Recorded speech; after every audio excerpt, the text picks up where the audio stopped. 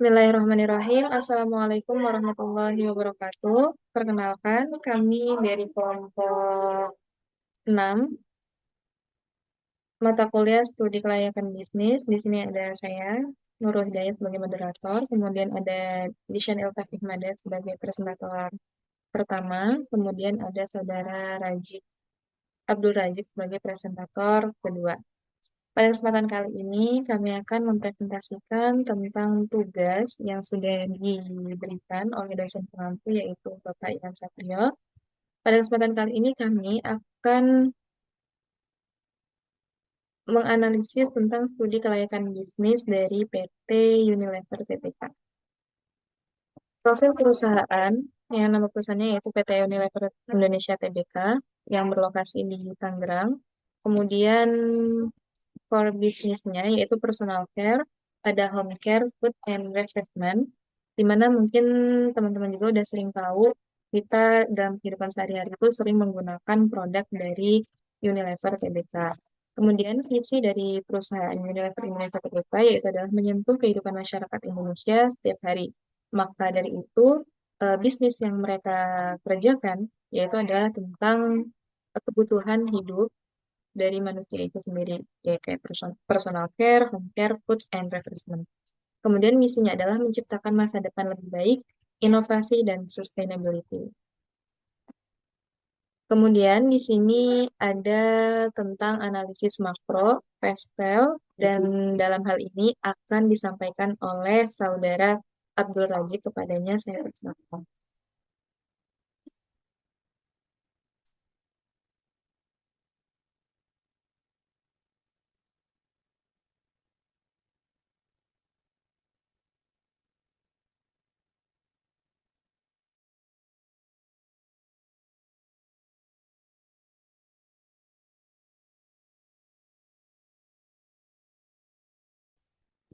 Baik, terima kasih kepada saudari Nurul yang telah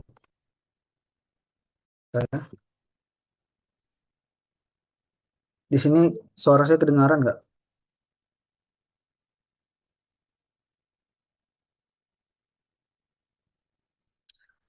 Pada kali ini saya akan menjelaskan tentang analisis makro prestel.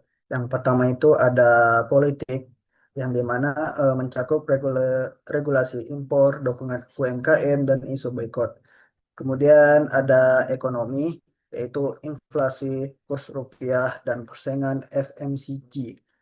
Kemudian ada sosial, eh, yaitu urbanisasi, kesehatan kelas menengah, dan berumbuh.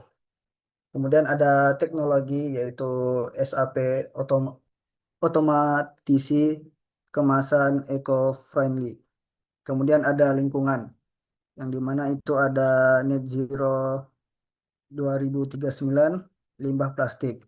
Dan yang terakhir itu ada legal atau BPOM Halal MUI, UU Perlindungan Konsumen. Kemudian ke analisis Micro Porter, yang pertama itu ada ancaman pendatang baru, yang dimana rendah atau modal besar atau brand kuat. Kemudian ada daya tawar pemasok, kemudian daya tawar pembeli, terus ada ancaman substitusi, dan yang terakhir itu ada persaingan industri atau sangat ketat. Kemudian untuk analisis internalnya itu ada SDM kompeten dan program leadership. Yang kedua itu akses modal kuat. Yang ketiga ERP dan digital supply chain. Kemudian teknologi otomatis.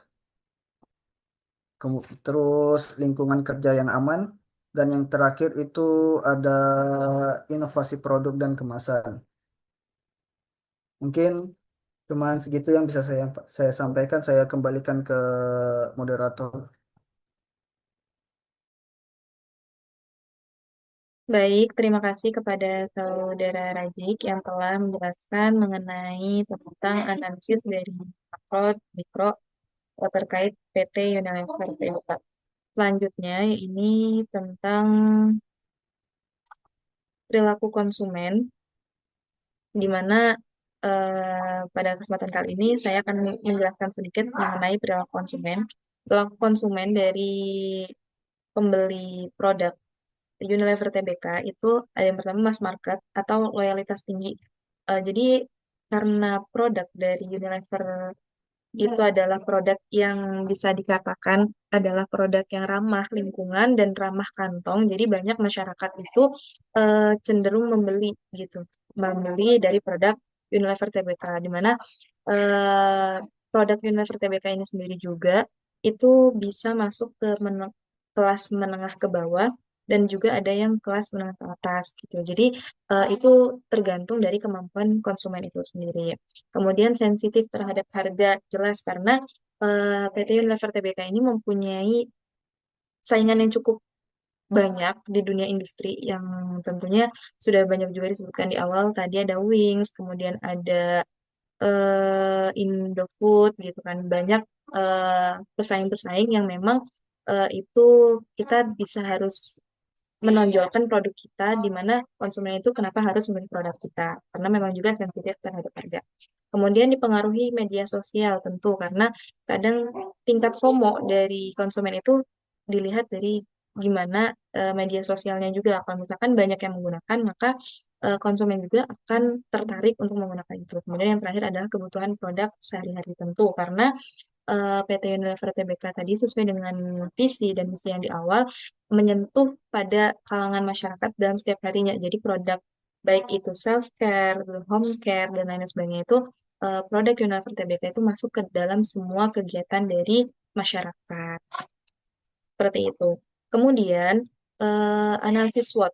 Jadi kalau tadi kita mengenai analisis pastel, kemudian makro mikro, nah sekarang kita akan membahas tentang analisis SWOT-nya. Yang pertama, strength atau kekuatan dari brand Unilever TBK. Yang pertama itu adalah brandnya kuat. Karena memang kita udah nggak asing lagi nih dengan produk Unilever TBK. Baik dari segi makanannya, produk kesehari-hariannya, yang kita pakai mandi, kita pakai buat bersih-bersih badan gitu kan. Kemudian ada distribusinya luas. Karena eh, PT Unilever TBK ini produknya bisa kita temukan di berbagai tempat dari kalangan kota sampai yang ke pedesaan juga kita bisa menemukan banyak produk dari Unilever. Kemudian kekuatannya selain itu adalah produk kebutuhan pokok karena kita memang eh, perusahaan ini adalah perusahaan yang dimana dia menghasilkan produk yang memang menyentuh pada kehidupan sehari-hari masyarakat tentunya memang tiap hari harus digunakan gitu. Kemudian weakness dari produk Unilever TBK yaitu adalah ketergantungan bahan impor. Nah, ini adalah beberapa produk yang biasanya premium. Produk premium itu dari PT Unilever TBK itu memang bahannya itu masih diimpor dari luar negeri gitu. Jadi itu adalah weakness dari PT Unilever TBK. Kemudian ada isu boykot. Teman-teman mungkin udah nggak asing lagi karena waktu itu ada sempat mendengar berita tentang isu boykot dari PT Unilever TBK terkait dengan perang antara Israel dan Palestina dan itu sangat apa ya mempengaruhi dari produksi PT Unilever TBK. Kemudian ada opportunities atau peluang untuk PT Unilever TBK. Yang pertama, trend eco-friendly. Jadi eh, ini adalah peluang yang sangat bagus yang harus apa ya ditingkatkan oleh PT Unilever TBK karena eh, tren ini tuh biasanya produk-produk juga tuh menggunakan, tapi memang kita harus cari celah di mana produk kita itu meskipun produk dari Unilever TBK meski masih ada weakness terkait tentang isu boykot, kita bisa apa ya membranding lagi terkait peluang-peluang ini. Kemudian digitalisasi, itu memang harus kita perkuat kembali karena setelah ada isu-isu yang membuat beberapa konsumen turun dalam pembelian produk. Kemudian dari e-commerce, jadi biasanya kan sekarang ada tuh suka yang kayak jualan live gitu. Jadi kita juga bisa mempromosikan dari produk Unilever itu melalui e-commerce, misal melalui live TikTok, Shopee, ataupun media sosial yang lainnya. Kemudian treats, tantangannya yang pertama itu ada persaingan ketat karena eh, tidak kita tidak mungkin kita pungkiri bahwasanya PT Univer Tbk itu banyak sekali persaingan di samping kanan kirinya dari kayak Indofood, kemudian Wings, kemudian dari banyak perusahaan-perusahaan juga yang ternyata produknya dari perusahaan itu adalah sama tentang kebutuhan sehari-hari. Kemudian ada perubahan konsumen, jadi banyak juga konsumen yang awalnya eh, misalkan dia pinginnya lebih ke yang awalnya serba instan, jadi dia pengen lebih healthy, lebih sehat. Ya, misalkan kan ada nih produk dari Unilever terkait maaf sebut merek yang Royco gitu kan. Nah itu kan banyak pengguna konsumen yang masih menggunakan produk-produk yang pengawet seperti itu. Nah kadang ada juga perubahan dari konsumen yang pengen hidupnya lebih sehat, jadi tidak menggunakan pengawet-pengawet seperti itu. Kemudian ada fluktuasi bahan baku. Nah ini juga menjadi tantangan untuk PT Unilever Tbk. Selanjutnya, setelah saya menjelaskan tentang analisis SWOT dari PT Unilever Tbk, selanjutnya adalah materi tentang Business Model Canvas dari PT Unilever Tbk. Pada kesempatan kali ini akan disampaikan oleh Saudari Mission Ilkefika Daktania. Saya persilakan.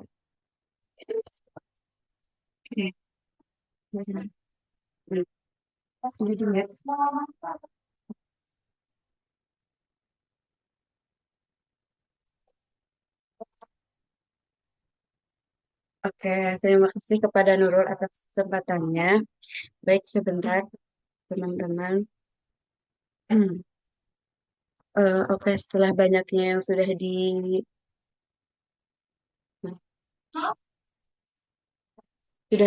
sudah dijelaskan oleh teman-teman, apa itu terkait apa sih namanya, ada analisis makro, analisis mikro, terus tentang perilaku konsumen juga, terus BMC PT Unilever sendiri. Nah, di sini ada terkait tentang pemasaran sih. Oh, ini belum. Oh, BMC PT Unilever. Ya, oke. Hmm. Nah, bisnis model kanvas ini di BMC sendiri itu ada yang pertama lah ada customer segment yang mana itu rumah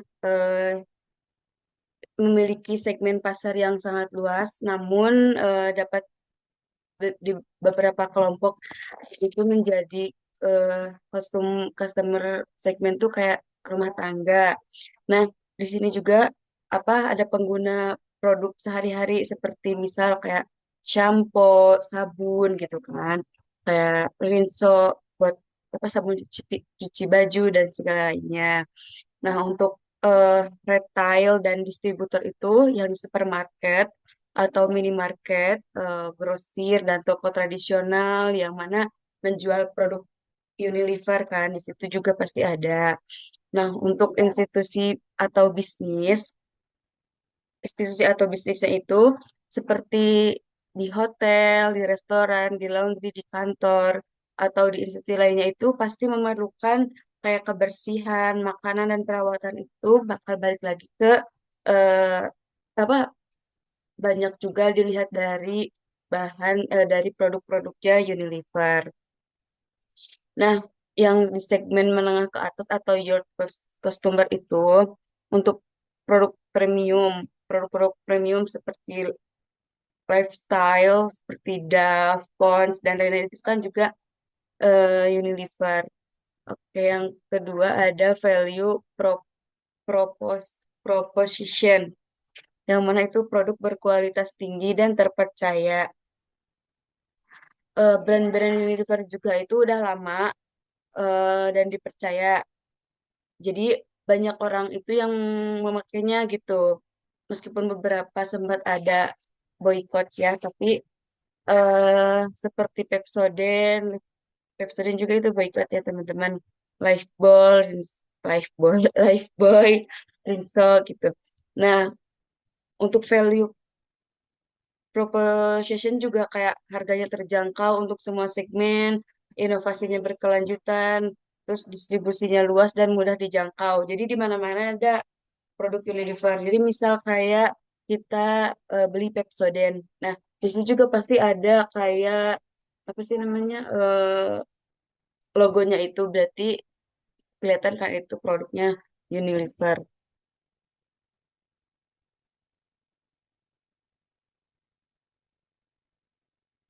Yang ketiga ada channel atau cara cara cara Unilever menyampaikan produk ke pelanggan. Seperti kalau misal di modern ini kita bisa di supermarket atau hypermarket, tapi sekarang juga banyak kok kayak saluran distribusinya itu lewat live TikTok, kayak ya di digitalisasi lah sekarang mah ya.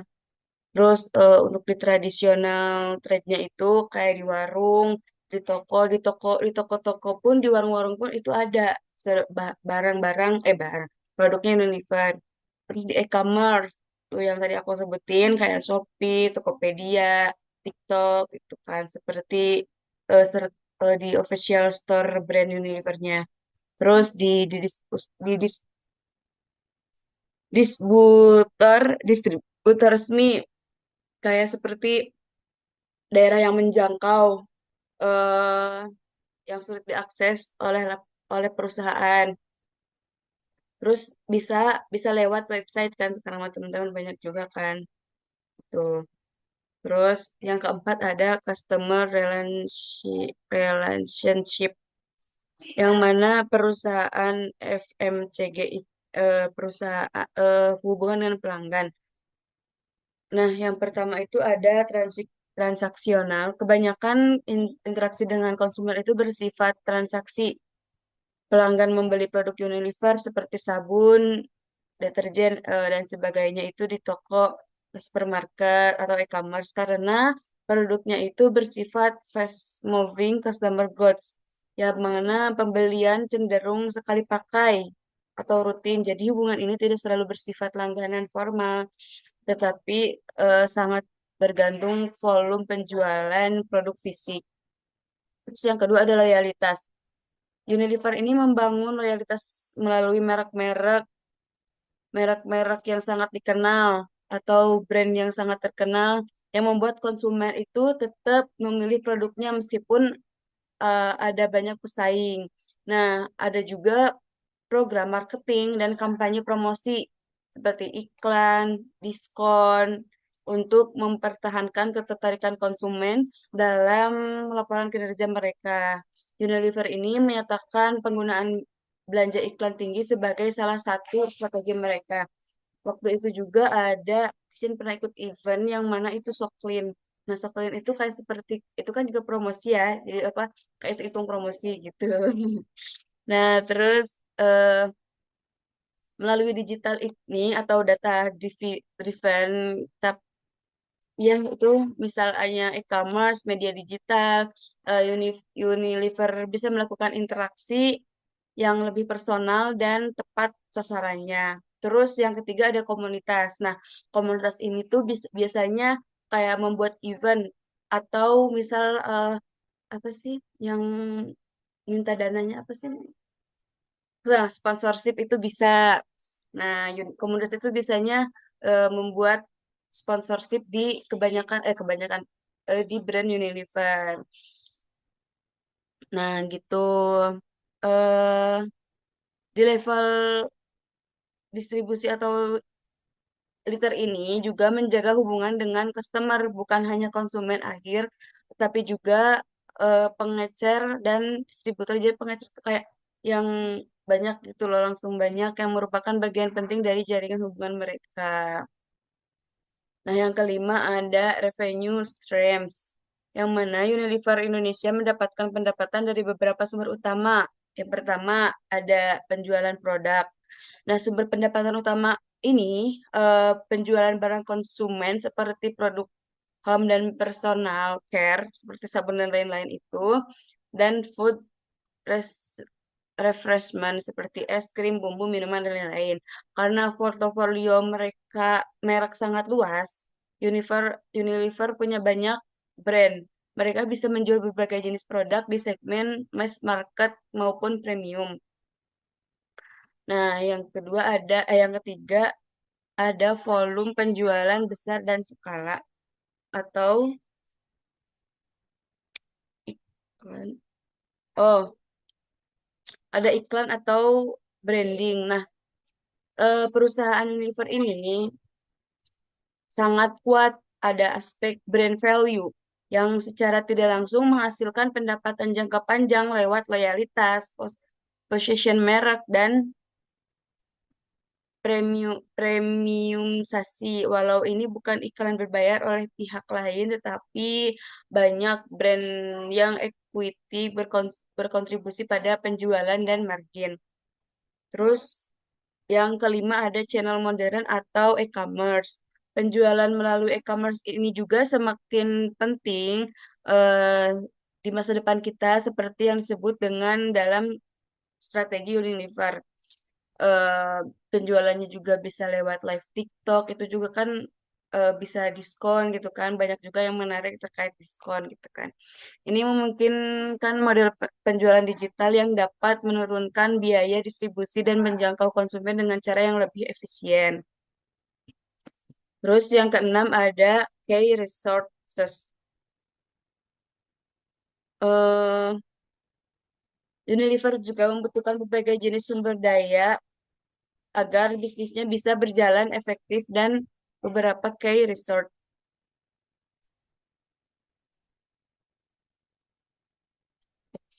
Oke, maaf lanjut. Eh, Beberapa sumber daya kecil. Yang pertama ada brand. Portofolio merek sangat besar dan kuat. Unilever memiliki banyak brand.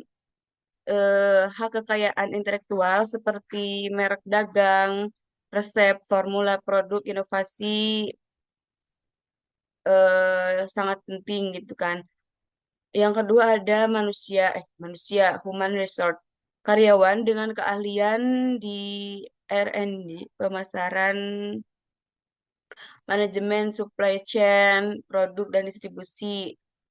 Talenta untuk riset pasar agar bisa inovasi produk sesuai kebutuhan konsumen lokal Indonesia. Unilever seperti selalu riset pasar untuk memahami preferensi konsumen. Terus ada financial resource atau infrastruktur. Pabrik produksi di Indonesia itu untuk menghasilkan produk FMCG dalam skala besar, Unilever butuh fasilitas manufaktur. Tentunya ya teman-teman pasti ada pabriknya seperti mesin, gudang gitu kan untuk menyimpan produk-produk tersebut. Jaringan distribusi fisik seperti saluran logistik, armada distribusi, saluran distribusi ke retail, modern trade atau e-commerce. Nah, yang keempat ada financial resort. Eh, Tentunya modal besar untuk menjalankan operasional, inovasi, pemasaran, iklan. Misalnya di laporan Unilever ini menyebutkan investasi belanja media atau iklan itu yang signifikan. Terus akses ke kredit pasti ada, cash flow untuk mendukung ekspansi, produksi massal dan stoknya. Terus data aset. Nah, data konsumen ini, data data digital ini dari saluran e-commerce, riset pasar, sistem SCRM yang bisa digunakan untuk analisis perilaku konsumen dan personalisasi. Terus kapabilitas digital atau teknologi. Unilever menyebut dengan A everything sebagai prioritas strategis, menunjukkan penggunaan teknologi digital secara menyeluruh di berbagai lini bisnis. Baterai. Yang terakhir ada sumber daya keberlanjutan. Ini inisiatif terkait sumber daya keberlanjutan itu kayak seperti ramah lingkungan, menjadi berbagai dari model.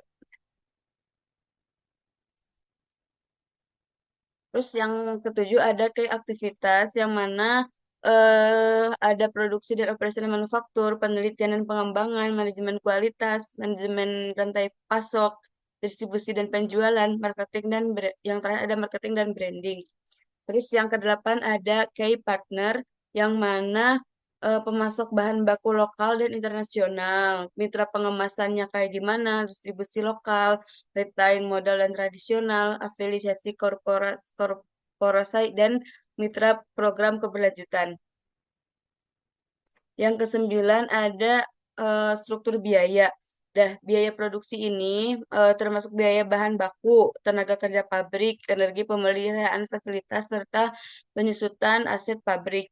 Terus yang kedua ada biaya logistik dan kontribusi, yang mana meliputi transportasi bahan baku ke pabrik, terus biaya pemasaran dan promosi itu memiliki intensitas promosi yang sangat tinggi. Pastinya ke promosi untuk iklan, promosi merek atau kerjasama. Terus ada biaya riset, pengembangan atau R&D. Meskipun tidak sebesar biaya pemasaran, R&D tetap menjadi komponen yang penting untuk inovasi produk sendiri. Terus yang kelima ada biaya royalti dan lisensi. Unilever Indonesia membayar royalti kepada perusahaan tentunya. Terus biaya tenaga kerja non produksi termasuk gaji karyawan itu masuknya ke tenaga kerja.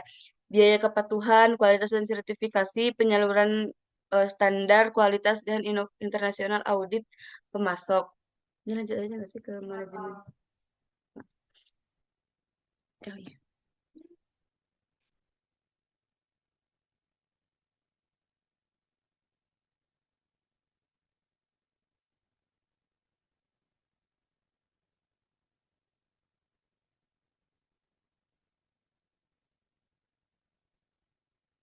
Nah, selanjutnya ada manajemen permintaan permasaran.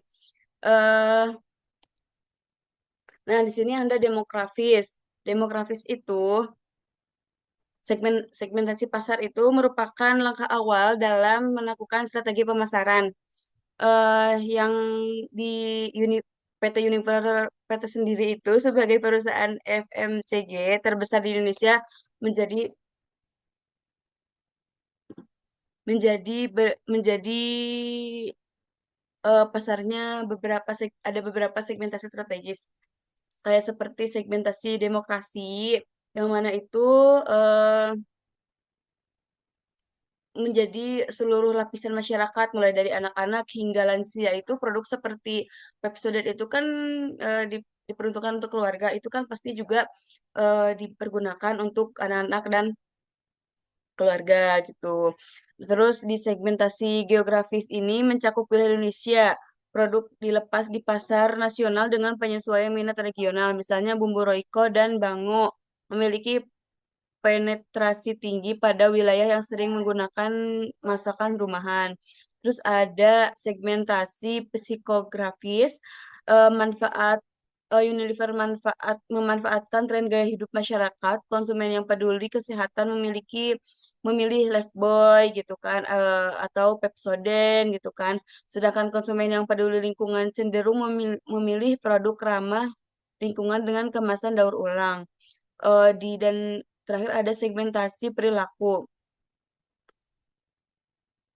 Pengelompokan konsumen berdasarkan loyalitas, frekuensi penggunaan, manfaat yang dicari, serta sensitif harga. Konsumen yang mencari kualitas tinggi memilih Dove, sementara konsumen sensitif harga memilih varian ekonomis. Segmentasi pasar ini juga dilakukan Unilever menunjukkan fleksibilitas perusahaan dalam penyesuaian strategi berdasarkan kebutuhan konsumen Indonesia yang sangat beragam. Terus ada targeting. Nah, targeting juga ada beberapa dividen, differentiated marketing, yaitu menyasarkan berbagai segmen pasar yang menawarkan produk berbeda. Strategi targeting ini perusahaannya meliputi target mass market, produk seperti Rinso, Lifebuoy, dan Pepsodent ditujukan untuk seluruh masyarakat Indonesia tanpa batasan segmen. Target premium memiliki produk seperti Dove, hair treatment, dan porn serum. Sedangkan kalau target niche market itu beberapa produk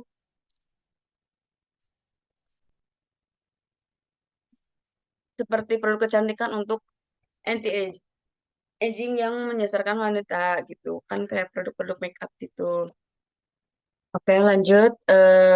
Targetingnya ada local targeting yang mana Unilever menyesuaikan eh,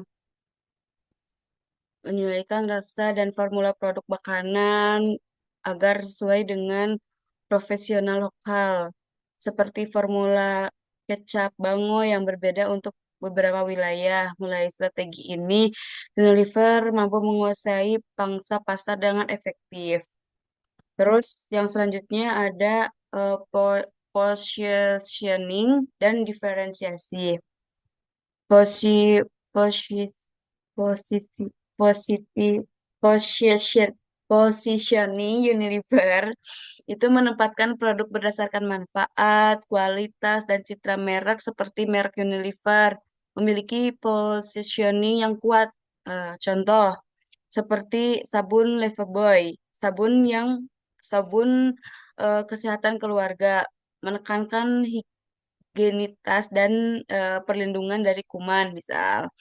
Atau Dove, kelembutan dan kecantikan, diposisikan sebagai produk premium untuk perawatan rambut dan kulit. Terus ada Pepsodent, perlindungan gigi keluarga, brand yang kuat untuk edukasi keluarga, kesehatan gigi. Terus ada Bango, kecap khas Indonesia. Nah, ini tuh keberhasilan positioning produk-produk tersebut menjadikan Unilever memiliki brand equity yang tinggi dan loyalitas konsumen yang kuat. eh Kalau diferensiasi itu untuk menggunakan beberapa strategi diferensiasi seperti produk, kualitas, layanan, distribusi, dan citra. Terus yang terakhir ya ini.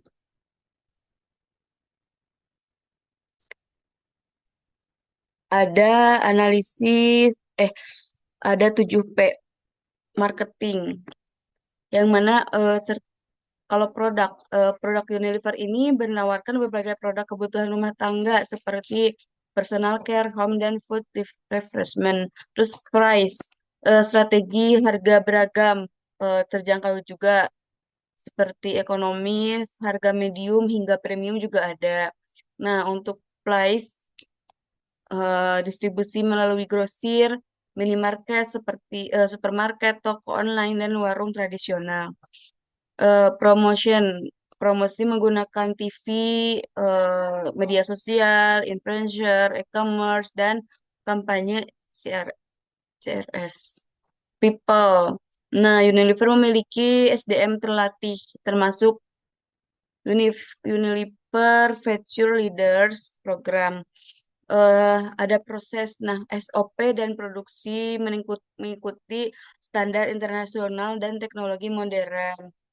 Terus yang terakhir ada physical evidence, kemasan menarik, brand kuat, dan visual identitas yang konsisten. Mungkin cukup penjelasan dari manajemen pemasaran dan BMC tadi. Sekian dari saya kembalikan kepada moderator.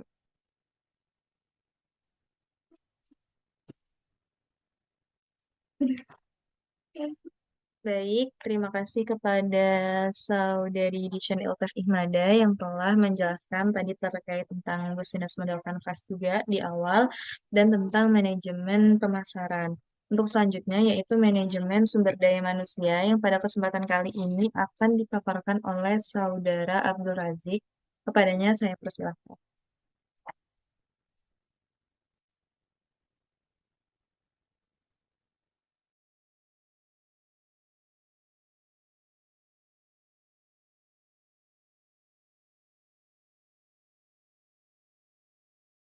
Baik, terima kasih. Untuk selanjutnya itu ada pengelompokan untuk organisasi. Unilever sebagai perusahaan besar dengan banyak lini bisnis seperti supply chain, marketing, finance, customer development, dan lain-lain, memiliki eh, pengelompokan fungsi SDM yang kuat. Menurut job evaluation, bagian HR di Unilever dibagi menjadi business partner, expertise team, dan HR service. Eh, ko- Bisnis partner bekerja sama dengan pemimpin bisnis untuk menyelaraskan agenda bisnis dengan strategi SDM. Untuk expertise tim memberi solusi kebijakan, sistem, dan praktik HR. Kemudian untuk HR service menangani proses end-to-end HR seperti rekrutmen, pembelajaran, reward, atau administrasi tenaga kerja. Pengelompokan ini penting agar fungsi SDM tidak hanya administratif tetapi strategis dan juga spesialis, mendukung inovasi dan pembangunan karyawan. Kemudian di slide selanjutnya itu ada struktur organisasi, yang dimana struktur organisasi PT Unilever Indonesia pernah dilaporkan sebagai struktur matriks yang memungkinkan koordinasi antar fungsi lini, bisnis, dan fungsi pendukung seperti HR.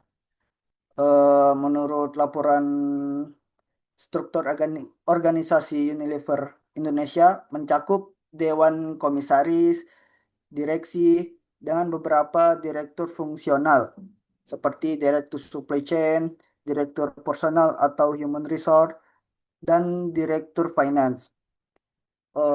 Dalam laporan perusahaan, Unilever menyatakan mereka melakukan transformasi HR dengan memperkuat sistem menggunakan teknologi e-learning dan menyelaraskan struktur agar lebih efisien.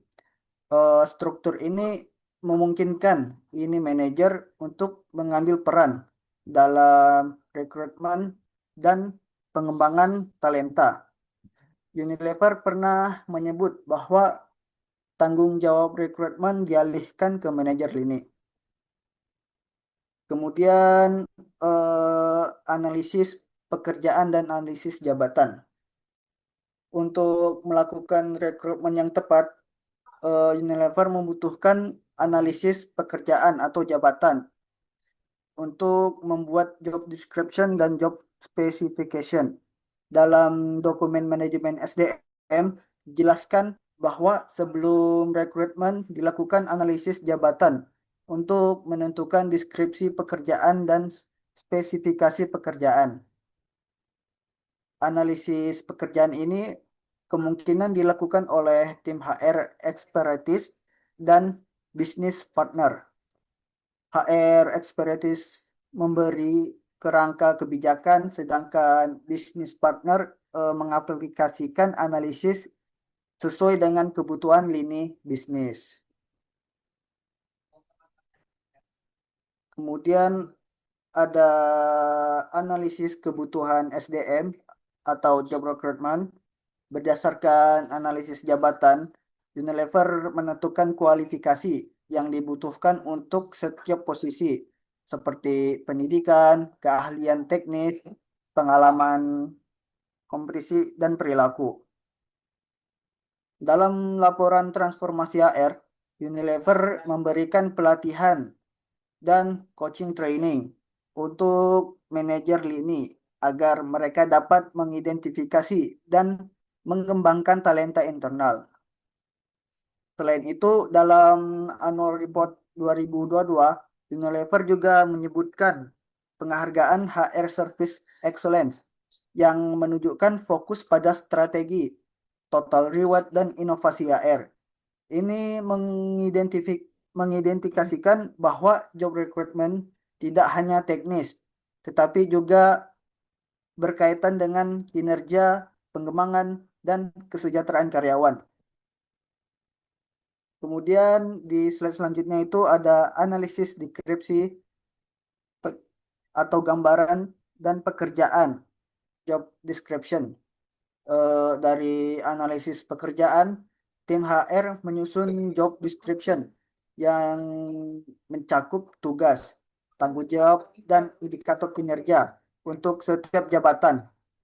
Meskipun publik tidak selalu menampilkan job description yang spesifikasi perjabatan, manajemen SDM menyebut bahwa analisis pekerjaan digunakan untuk membuat deskripsi pekerjaan dan spesifikasi pekerjaan. Job description ini sangat penting agar karyawan dan manajer ini punya kesepahaman tentang harapan peran dan hasil kerja. Kemudian analisis kualifikasi pekerjaan. Kualifikasi pekerjaan atau job specification mencakup pendidikan minimum, pengalaman kerja, kompetensi teknikal dan perilaku, kemampuan kepemimpinan dan potensi pengembangan. Unilever juga menilai talenta untuk pengembangan jangka panjang. Misalnya dalam program HPC 2 itu kompetensi tinggi dan Career Day. Mereka mendorong karyawan untuk pengembangan karir. Tim HR bisnis, partner, dan ekspertis dapat berkolaborasi untuk menentukan standar kompetensi seperti kompetisi inti Unilever yang harus dimiliki setiap level jabatan dan menyesuaikannya dengan strategi bisnis. Mungkin itu yang bisa saya sampaikan. Saya kembalikan ke moderator. Baik, terima kasih kepada Saudara Abdul Rajik yang telah menjelaskan atau mempresentasikan tentang manajemen sumber daya manusia. Nah, selanjutnya yaitu manajemen keuangan. Pada kesempatan kali ini akan saya presentasikan di mana ada beberapa poin yang memang menjadi ketentuan daripada manajemen keuangan. Yang pertama yaitu adalah perencanaan bahan baku, di mana ketika membahas keuangan itu pasti pengennya kita dapatnya cuan, cuan, cuan. Apa yang kita keluarkan, ya kita pengennya mendapatkan keuntungan. Nah, yang pertama yaitu adalah perencanaan bahan baku terlebih dahulu, di mana salah satu metode untuk melakukan manajemen sistem pengendalian persediaan adalah menggunakan analisis ABC. Nah, metode ini itu dapat digunakan dalam memecahkan masalah penentuan titik optimum, baik jumlah pemesanan maupun order point. Nah, kemudian analisis ABC ini tuh sangat berguna dalam memfokuskan perhatian manajemen terhadap penentuan jenis barang yang paling penting dalam sistem inventory yang bersifat multi-sistem. Jadi, persediaan perencanaan bahan baku, ya di mana kita tahu produk dari Unilever itu kan banyak, baik dari produk makanan, kebutuhan, lifestyle, itu juga tadi udah disebutin dari beberapa presentator sebelumnya. Nah, produk-produk ini kan kita juga memerlukan bahan baku ya dalam penggunaannya, apalagi kayak produk yang dimana digunakan dalam makanan gitu kan, kayak misalkan tadi ada kecap, ada Royco, ada makanan dan lain sebagainya gitu.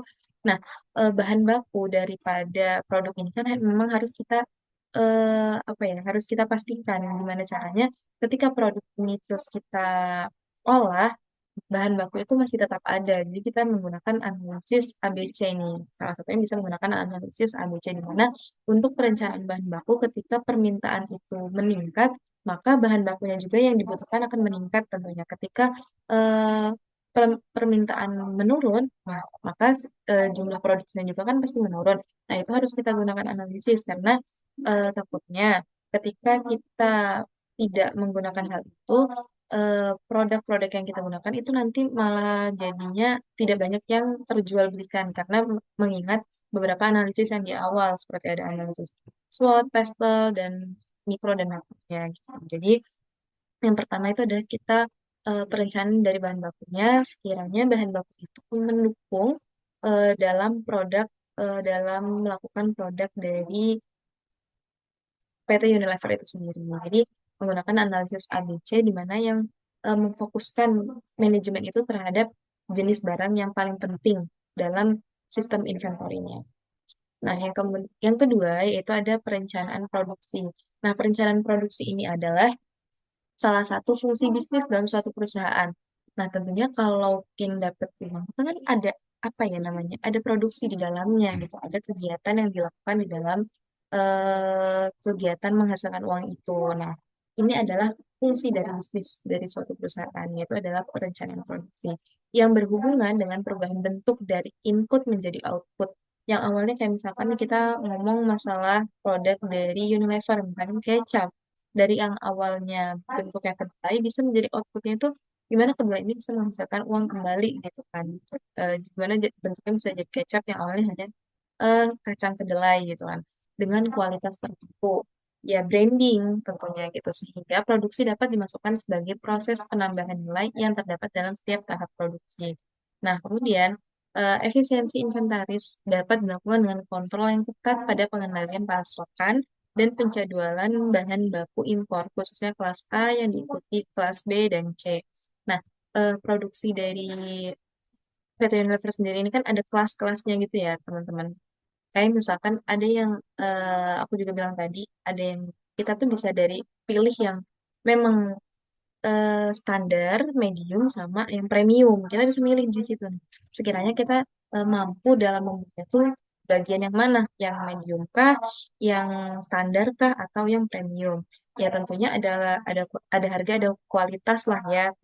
Teman-teman tinggal menyesuaikan aja kira-kiranya eh, cocoknya yang dengan di kantor itu yang seperti apa. Jadi perencanaan produksinya juga kita perlu lakukan mengikuti kelas A, B, atau C gitu. Nah, dengan menerapkan penjadwalan ulang jadwal pengiriman dengan aplikasi waktu Frozen Horizon, biasanya seperti itu, sehingga bahan baku mendekati kuantitas kebutuhan dan efisiensi persediaan dapat tercapai. Karena kita ngomongin masalah keuangan di mana outputnya itu nanti produk yang dihasilkan, produk yang diolah itu menjadi sumber cuan, sumber keuntungan bagi produksi PT itu sendiri. Makanya dari perencanaan bahan baku, kemudian perencanaan produksi itu semua harus sesuai dengan apa yang menjadi visi dan misi juga dari perusahaan gitu kan. Jadi kebutuhan dari masyarakat itu terpenuhi dan juga produksi-produksinya tidak ada yang terhambat seperti itu. Kemudian ada juga di sini perencanaan produk dan pemilihan teknologi. Nah, kalau ngomongin masalah eh, PT yang besar seperti ini, pasti itu semua menggunakan teknologi yang canggih gitu kan.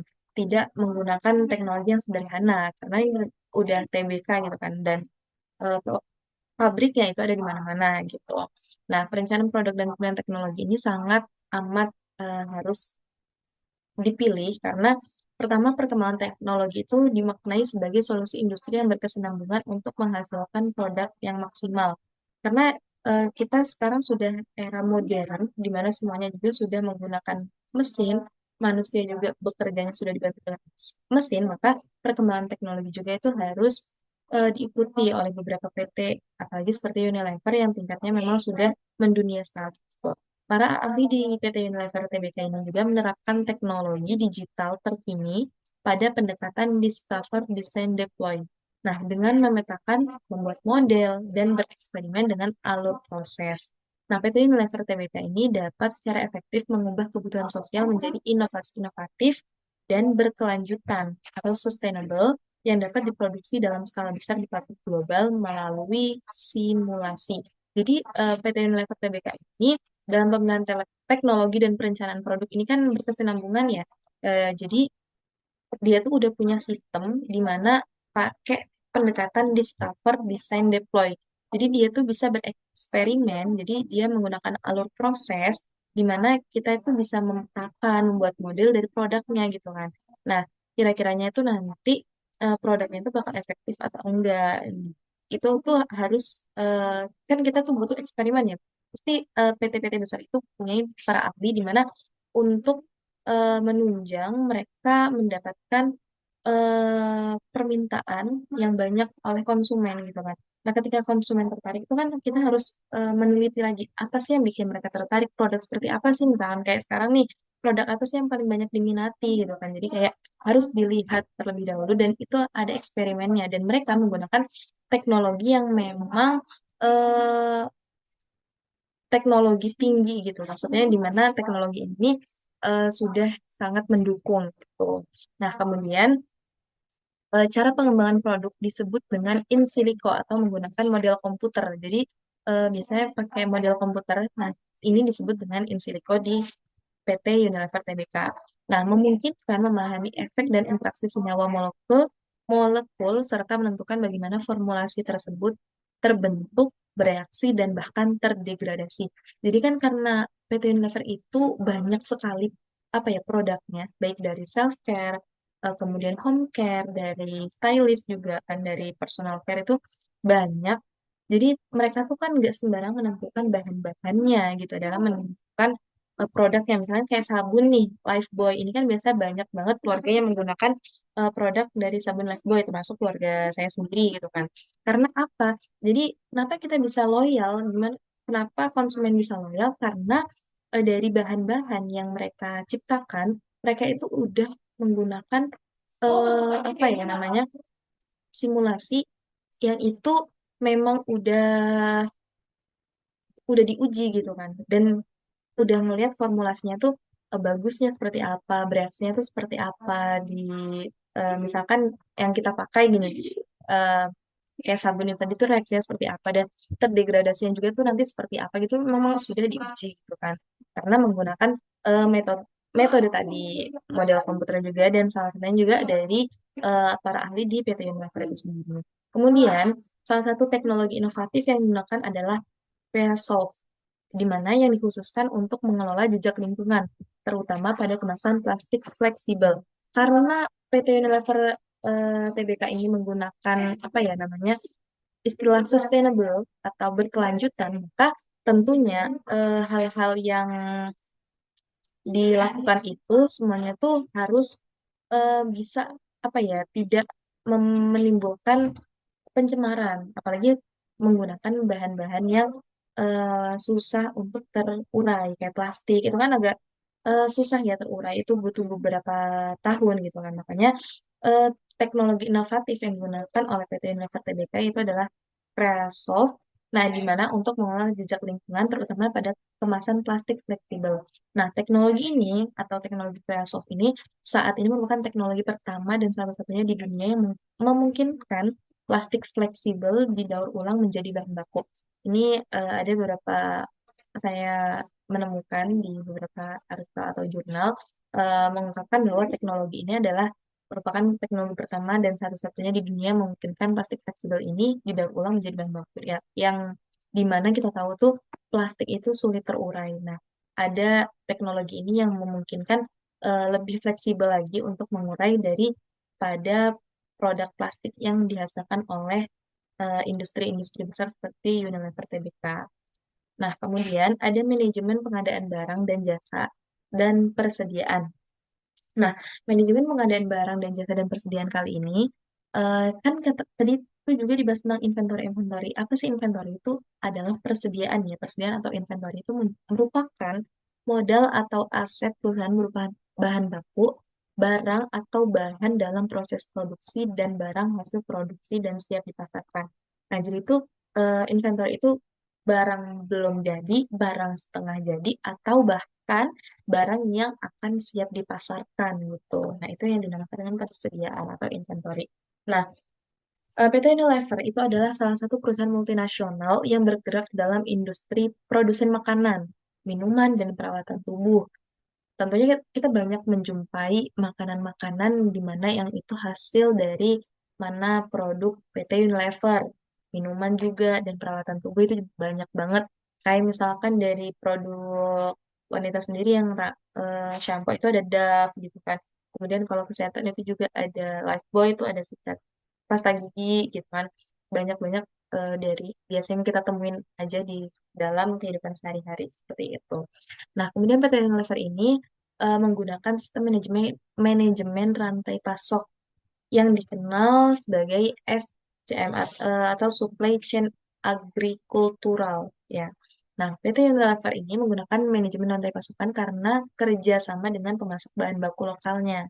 Gitu. Jadi selain daripada membutuhkan bahan baku dari luar, nah PT Unilever juga itu kerjasama dengan pemasok bahan baku lokal tentunya, karena untuk memastikan dong kalau misalkan permintaan dari konsumen meningkat, sedangkan kita juga nggak ngelihat kerjasama dengan pemasok dari lokal, itu akan kesusahan juga di pabrik, karena pabrik besar itu kan pasti yang dibutuhkan barang-barangnya itu adalah persediaannya itu jumlah besar juga gitu.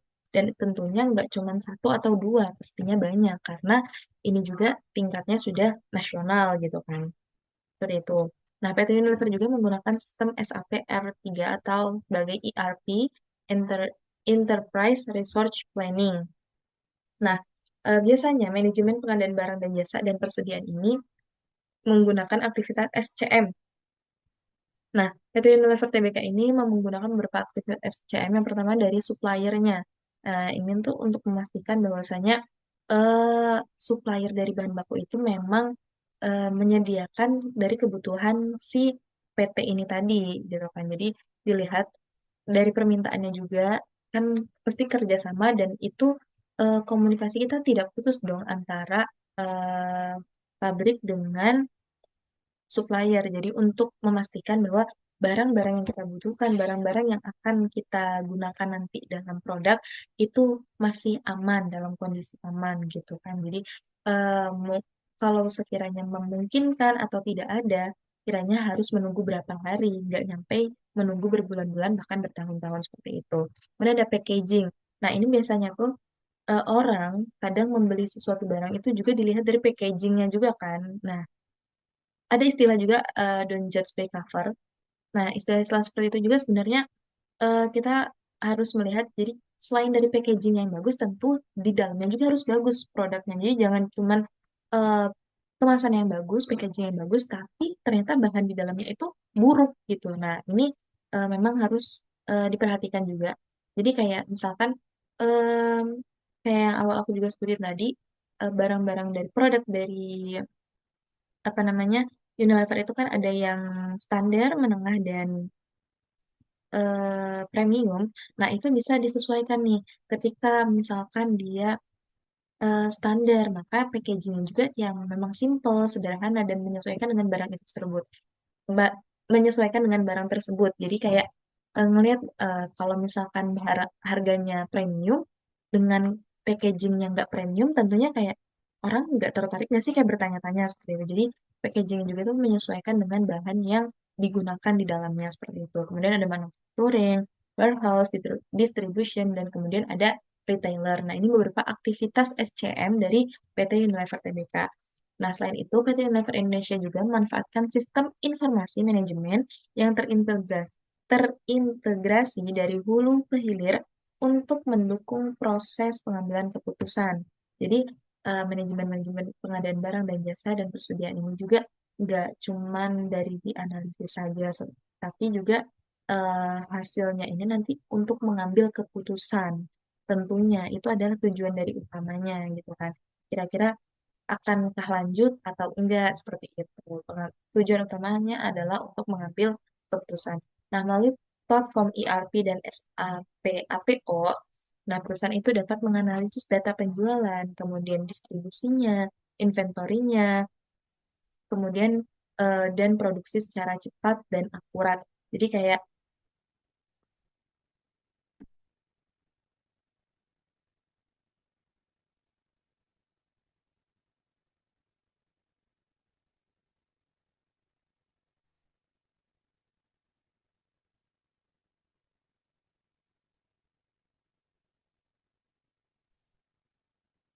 apa?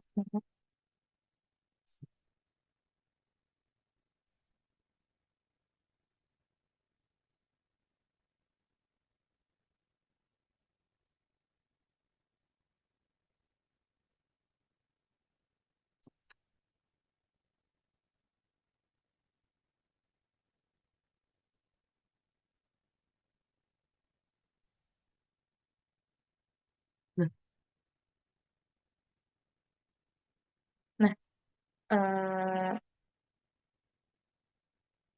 aku lanjutkan.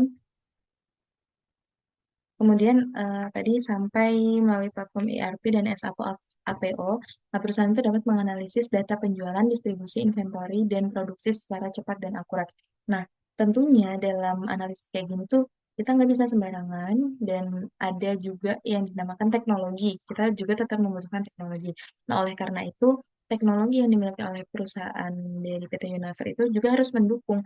untuk pengambilan keputusan itu tadi, di mana di akhirnya nanti terkait dengan penjualan, distribusi, kayak inventory, persediaan, dan produksi itu bisa secara cepat dan akurat untuk mengambilkan tindakan apa yang harus dilakukan oleh perusahaan. Kemudian ada kualitas produk. Nah, mengenai kualitas produk, berarti setiap PT itu punya ciri khasnya masing-masing gitu kan terkait produk yang telah mereka keluarkan. Nah, analisa operasional perusahaan PT Unilever ini di bagian perencanaan, penjadwalan, serta pengendalian tepat di saat sebelum pandemi COVID-19, COVID-19, ini mengalami kemakmuran yang dimana perusahaan ini telah meresmikan pabrik untuk skincare yang terbesar se-Asia. Nah, ini sebelum pandemi COVID-19 ya. Nah, Unilever itu merupakan PT yang dimana waktu itu tuh jaya-jayanya, dan ternyata ini adalah telah meresmikan pabrik untuk skincare terbesar se-Asia. Nah, produk hasil olahan PT Unilever ialah apa saja sih yang berkapasitas 53.000 ton itu per tahun, yaitu ada produk Vaseline. Tentunya teman-teman gak asing dong dengan Vaseline, apalagi yang khusus cewek-cewek, pasti punya produk body care-nya Vaseline. Itu kualitasnya juga bisa aku akuin jempol banget, karena memang bisa apa ya, produknya tuh kelasnya memang premium sih, lumayan premium, jadi kayak bagus, menurut aku bagus. Kemudian ada Pond's, itu biasanya ibu-ibu umur 30-an ke atas itu banyak yang menggunakan Pond's. Ada Dove, itu bisa dari sabun, sabun mandi, kemudian ada samponya juga. Pokoknya tentang hair care itu Dove, dari produk Dove. Kemudian ada Lux, ada Lifebuoy, dan juga Citra. Nah, ini adalah produk-produk yang memang sering banget kita dengar dan sering banget kita pakai. Nah, ini dulu sebelum pandemi ini adalah merupakan produk-produk yang memang jaya-jayanya gitu. Bahkan kadang sampai sekarang masih banyak yang menggunakan gitu kan. Tapi karena beberapa ada eh, isu-isu terkait yang tadi disebutkan di awal, SWLT tadi, memang beberapa konsumen itu agak sedikit menurun. Tetapi hanya beberapa, mungkin beberapa dekade saya, beberapa bulan sedikit menaik lagi terkait penjualan barangnya gitu. Ya karena yang dipikirkan juga tidak hanya dari secara mereka dalam adanya perang Israel dan Palestina, tapi juga dilihat dari loyalitas masyarakat itu ternyata untuk apa ya, ganti produk itu pasti membutuhkan waktu lebih lama lagi gitu kan. Jadi kayak ya banyak pertimbangan memang yang digunakan, banyak pertimbangan ketika konsumen itu memilih produk yang sudah cocok kemudian harus berganti kembali gitu. Nah, hasil analisa dan pembahasan design of goods and service dalam operasional perusahaan sebelum, selama, dan setelah masa pandemi kemasan merupakan faktor yang paling penting untuk konsumen dalam pemilihan produk. Yang aku bilang tadi, ternyata eh, packaging itu sangat menentukan bagaimana seorang konsumen itu memilih produk, ternyata seperti itu. Tapi tetap harus disesuaikan. Jadi apa ya, menurut aku dari PT Unilever sendiri ini bisa menempatkan tempat di mana ketika dia memilih produk yang levelnya itu medium, standar, atau premium. Jadi menurutku bisa disesuaikan. Ketika harga produk itu standar, ya packagingnya biasa-biasa aja, dan kayak kita, oh, masih standar dan ramah, cocok sih kayak gini gitu kan. Ada juga produk premium, tapi packagingnya jelek kan, orang juga ini harga mahal tapi ternyata bentuknya kayak gini gitu kan. Kayak nggak nggak enak banget dilihat, maksudnya kayak dibeli tuh kayak aneh banget dengan harganya segitu gitu kan. Nah, jadi menurut aku memang eh, aku juga dalam pemilihan produk itu biasa ngeliat dulu dari covernya dulu ya. Kadang suka ngeliat dari covernya dulu, tapi kemudian dibaca ingredients-nya, dibaca komposisinya apa aja sih yang aku butuhkan, ada nggak sih di produk ini. Oh, kalau nggak ada berarti ya gagal aku membeli produk itu, meskipun kemasannya bagus, tapi sekarang-sekarang memang harus pembahasannya yang terkait komposisi itu yang harus diutamakan tentunya gitu kan, selain daripada kemasan. Nah, kalau dulu ini hasil analisa tentang design of goods ya, karena ini terkait design and service dalam operasional, itu selama, setelah, dan sebelum masa pandemi itu kemasan memang merupakan faktor di mana konsumen itu loyal dalam pemilihan produk. Nah, bahkan saat pandemi dan sesudahnya juga melakukan perubahan desain produk dan melakukan komunikasi yang baik dengan masyarakat tentang keluhan kemasan, produk, dan lainnya untuk mencapai target yang diinginkan terhadap produk yang dipasarkan. Karena memang eh, keluh kesah daripada konsumen itu sangat didengar untuk kebutuhan apa? Kebutuhan produk. Produk ke depannya untuk kiranya di mana konsumen itu masih loyal dalam membeli produk si PT ini tadi. Mungkin ini for your information aja di awal. Dulu masa-masa boykot itu aku juga salah satu penggemar dari produk Unilever terkait yang namanya bungkus kemasan Royco. Ada isu terkait boykot dari produk Unilever, pindah dong tentunya. Itu aku juga jadi kayak ikutan, oh iya pindah. Kayak karena ada isu-isu seperti itu dan ada nih dari salah satu lembaga juga kayak eh, mengeluarkan statement seperti itu, jadi kayak pindah nih. Awalnya aku udah coba produk lain yang memang sama dengan produknya si Unilever nih, si Royco ini. Selang beberapa bulan aku coba, tapi aku tuh nggak cocok gitu, kayak rasanya tuh kurang karena memang gimana ya, ada bagian yang nggak aku temukan di produknya si Unilever. Jadi setelah 3 bulan atau 4 bulan aku cobain produk itu dan kurang menurutku, aku balik lagi ke produk Unilever. Tapi niatku bukan yang memang eh, tidak peduli dengan kemanusiaan ya, tapi kayak aku juga berpikir bahwa PT Unilever itu punya karyawan, karyawan yang juga itu perlu digaji dan maksudnya lebih ke sisi positif yang untuk eh, tenaga-tenaga yang ada di sana seperti itu. Ya mungkin itu cuman sekilas info aja terkait kualitas produk yang dimana aku juga eh, sering menggunakan produk Unilever dan tahu beberapa kualitas dari produk Unilever. Nah, mungkin itu aja yang dapat aku sampaikan terkait manajemen keuangan, di mana yang sudah dibahas di awal. Mungkin memang di sini aku tidak membahas tentang apa namanya laporan keuangannya, karena teman-teman juga bisa cek di websitenya, bahkan pasti mereka mengeluarkan laporan keuangannya setiap bulannya gitu kan, per 3 bulan atau per 6 bulan pasti mereka mengeluarkan. Nah, tapi dari penjelasan yang telah aku jelaskan, dari proses produksinya, terus manajemen keuangan juga, manajemen persediaannya, manajemen bahan bakunya, pemilihan teknologinya, semua itu memang harus dipertimbangkan untuk apa? Untuk menciptakan suatu produk, kualitas produk yang memang dicintai oleh masyarakatnya, dan tentunya ketika masyarakat itu loyal membeli produk, maka PT itu juga akan mendapatkan keuntungan daripada produk yang telah mereka produksi seperti itu. Baik teman-teman, pada kesempatan kali ini kita sampai pada kesimpulan di mana hasil studi kelayakan bisnis PT Unilever Tbk ini dapat disimpulkan bahwa perusahaan ini menunjukkan kelayakan bisnis yang sangat kuat, di mana PT Unilever ini memiliki keunggulan kompetitif berupa merek yang kuat, jaringan yang luas, kemudian kualitas produk yang tinggi, serta kemampuan inovasi yang berkesinambungan. Oleh karena itu, dari sisi lingkungan eksternal pun, perusahaan itu mampu merespon dinamika politik, sosial, dan ekonomi melalui strategi adaptif. Ya, mungkin teman-teman juga tahu beberapa isu-isu yang telah menerpa PT Unilever Tbk itu sendiri. Nah, kemudian secara internal, PT Unilever ini juga ditunjang oleh SDM yang kompeten, di mana juga teknologi produksi yang modern, serta sistem informasi terintegrasi dan manajemen rantai pasok yang efektif.